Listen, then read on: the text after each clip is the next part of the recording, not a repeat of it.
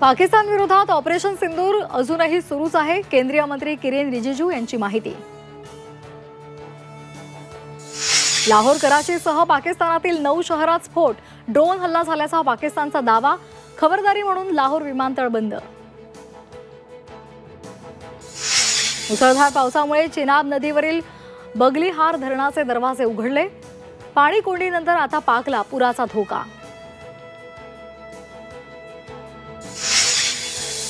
एकत्र येण्यासंदर्भात राष्ट्रवादीतील नव्या नेतृत्वाने ठरवावं। निर्णय प्रक्रियेतून मी काहीसा बाजूला। शरद पवार यांची झी 24 तासला माहिती।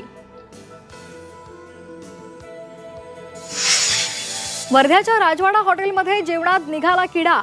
पनीरच्या भाजीत किडा निघाल्यामुळे खळबळ। ग्राहकाच्या तक्रारीनंतर हॉटेल मालकाची अरेरावी। पुण्यातील दौंडमध्ये 3 बिबट्यांचा मुक्त संचार। ग्रामस्थांमध्ये भीती। बिबट्यांचा व्हिडिओ मोबाईलमध्ये चित्रित। मुंबई मनमाड इंधन वाहिनीमधून इंधनाची चोरी। मुख्य इंधन वाहिनीला जोडली 1.5 इंचाची पाईपलाईन। इंधन वाहिनीच्या सुरक्षा यंत्रणेचा दावा फोल।